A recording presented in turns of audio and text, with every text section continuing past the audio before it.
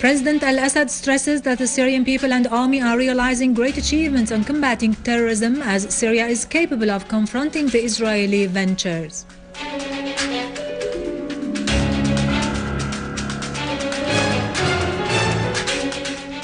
Washington and Moscow announced conference by the end of this month to implement the Geneva Agreement to be attended by representatives of the Syrian government and opposition in addition to concerned countries.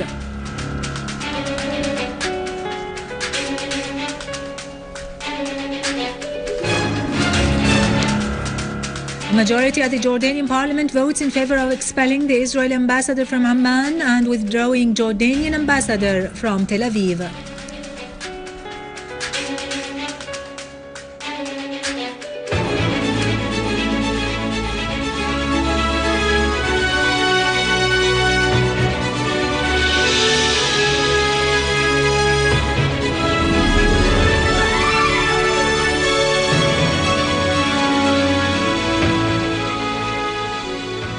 Good afternoon, ladies and gentlemen. I'm Yerado Krikorian from the News Center in Damascus.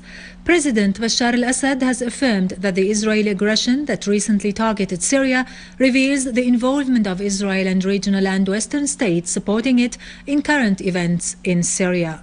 During his reception of Iranian Foreign Minister Ali Akbar Salehi and the delegation accompanying him yesterday, President al-Assad said the Syrian people and army, who are realizing crucial achievements in terms of combating terrorism and the Takfiri groups, are capable of confronting the Israeli ventures which constitute one aspect of this terrorism targeting Syria on a daily basis. On his part, Saleh expressed his country's strong condemnation of the Israeli aggression on Syrian territories. He stressed Iran's stand on Syria's side in the face of the Israeli attempt to tamper with the security of the region in order to weaken the resistance axis. He said it was time Israel was deterred from carrying out such aggressions against the peoples of the region. The meeting also revolved on the situation in the region and the anticipated dangers ensuing from the Israeli recent aggression on Syria, as well as the relations between the two countries and their keenness on enhancing them in all domains. Russian Foreign Minister Sergei Lavrov and American Secretary of State John Kerry have affirmed the need to implement the Geneva Agreement to settle the Syrian crisis. They called for an international conference at the end of this month to be attended by representatives of the Syrian government, the opposition and influential states. They also urged all sides to sit at the table of dialogue to determine the future of their country.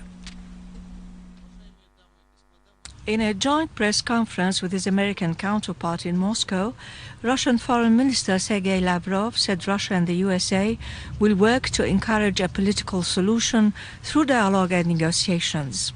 Lavrov said he agreed with Kerry on the convention of an international conference at the end of this month that would promote the principles of the Geneva Statement.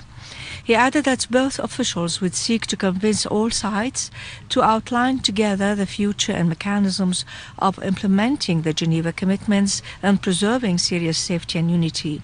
Lavrov voiced Russia's and the US concern over the possibility of using chemical weapons in Syria, pointing out that this is a very complicated and delicate matter and absolute evidence must be made available away from rumors and allegations.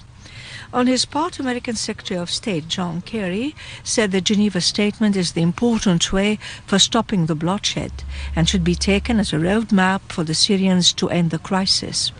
Kerry said the goal of the international conference to be held at the end of this month and is to combine the members of the government and the opposition together is to decide how the Geneva Statement may be fully implemented. Kerry said the US and Russia have underlined the need to preserve Syria's territorial integrity, and they are aware that this requires a unanimous stand by all sides. He added that both countries also voiced commitment to a settlement through negotiations as a basis to deal with the crisis. UN envoy to Syria Al-Akhdar al-Ibrahimi said that the US-Russian agreement of finding a political solution to the crisis in Syria is a very important first step. In a statement issued by his office, Al-Ibrahimi said that the statements made in Moscow are very important as a first step forward, adding that this is the first optimistic data since a long time ago, but it is only a first step. Al-Ibrahimi pointed out that the data invites us to believe that the consensus made will gain support from the other members of the Security Council, asserting that it is equally important to mobilize efforts in the whole region in order to support this process. Canadian Foreign Minister John Baird stressed that his government supports a political solution to the crisis in Syria. Baird pointed out that his country believes that there is no solution in Syria except a political one. The Canadian Foreign Minister acknowledged the existence of extremist jihadists in Syria who came from different parts of the world to fight alongside the armed Syrian opposition. The UN Coordination Office for the Non-Aligned Countries strongly condemned the Israeli aggression on Syrian sites last Sunday. In a statement, the office considered such an act a grave violation of the international law and the UN legitimacy principles as it violates Syrian sovereignty. The UN office called on the UN Security Council to shoulder its responsibility in issuing a clear condemnation of the Israeli aggression and take all measures necessary to prevent the repetition of such acts. The office concluded by calling for holding Israel responsible for the consequences which may lead to a regional war, thus threatening world peace.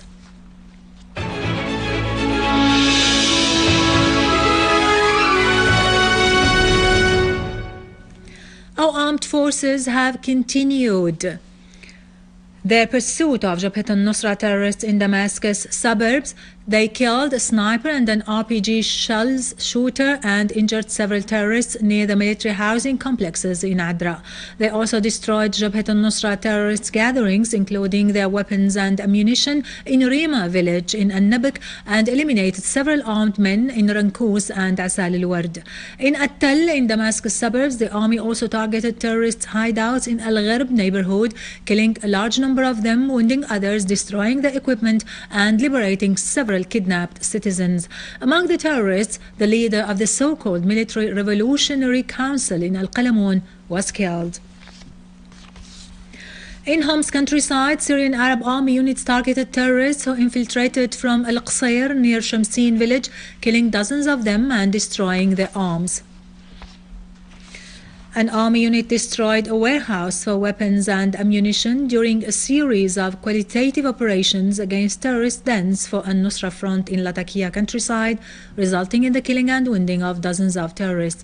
A military source said that the operations took place in 4 villages, during which the terrorist vehicles and equipment were destroyed. Meanwhile, Syrian Arab army units carried out several operations against terrorist gatherings in 5 locations in Idlib countryside, killing dozens of them and destroying a number of their hideouts, including all weapons and ammunition inside. In Jisr al-Shughur, a Syrian Arab army unit destroyed several terrorist hideouts, including all weapons inside, while another unit inflicted direct casualties in terrorist gatherings in Abu Dhuhur countryside, destroying their weapons and equipment. A majority at the Jordanian parliament voted in favor of expelling the Israeli ambassador from Amman and the withdrawing of Jordanian ambassador from Tel Aviv. In occupied Palestine, Israeli occupation troops arrested the Mufti of Jerusalem and Palestinian land, Sheikh Mohammed Hussein, along with head of the Committee for Supervising Islamic Cemeteries, Sheikh Mustafa Abu Zahra. The Palestinian President Mahmoud Abbas called on Israeli occupation authorities to release Mufti Hussein immediately. For his part, the Minister of Jerusalem Affairs, Adnan al-Husseini, said that the arrest of Sheikh Hussein represents dangerous escalation in the campaign against Al-Aqsa Mosque, pointing out that Israel tries to send a message to all defenders of Al-Aqsa Mosque that it can do whatever it wants against anyone who supports the Palestinian legitimate rights. In Iraq, 5 policemen were killed and 24 others injured in several terrorist attacks, including 2 suicide bombs in Kirkuk and Salah ad-Din. Iraqi police said that 3 policemen were killed and 2 others injured in an attack that targeted a checkpoint in Jbeil, south of Fallujah, while another policeman was killed and 12 others injured in a suicide car bomb that targeted a police headquarters in the industrial neighborhood south of Kirkuk. 8 people were injured in a similar blast north of the city. In Salah ad-Din, a policeman was killed and 2 others injured in a suicide car bomb that targeted a police checkpoint.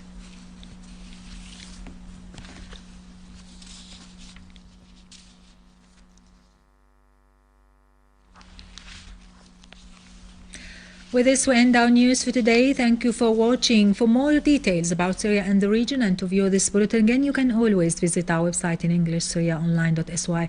Now to latest business and market news with Nariman Qassam after a short break.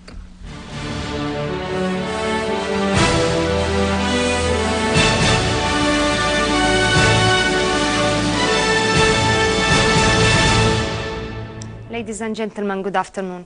The Oceania Group for Environment Protection said that illegal fishing causes international losses estimated between $10 and $23 billion annually. Moreover, the report showed that the penalties for this illegal act represent only a small portion of the possible profits, where an operation in the United States can be an example of profits that reached about $1 million, while the penalty didn't exceed $35,000. By this, we can see the bad effects of this illegal fishing on both the economic situation and the environment. Brent crude oil prices fell in the absence of clear signs of the strengthening global demand, as the traders said. Brent was down 1.3%, while the U.S. crude dropped 0.7%.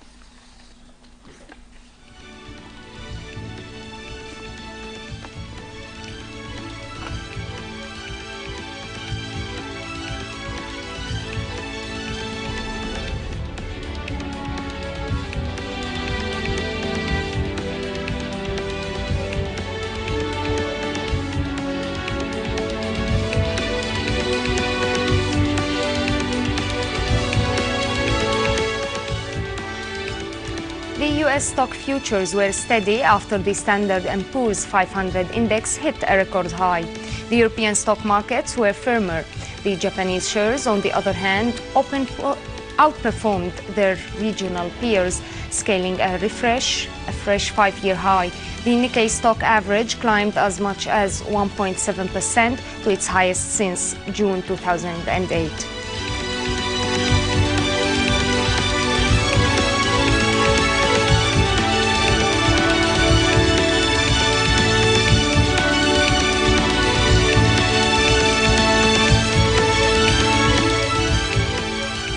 Spot gold was up 0.1% after losing over 1% on Tuesday. Gold fell more than 1% as holdings on gold-backed exchange-traded funds fell to their weakest since early 2009.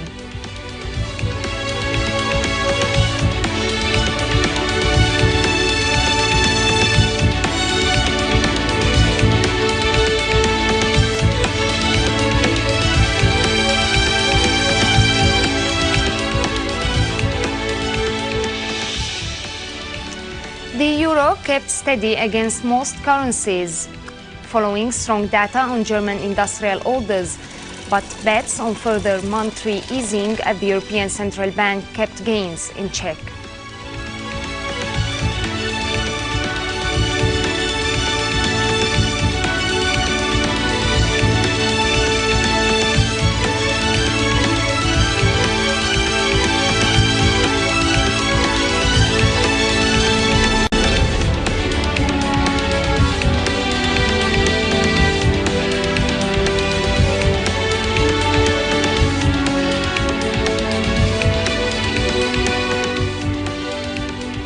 Ladies and gentlemen, this was our economic news for today. Thank you for watching. Goodbye.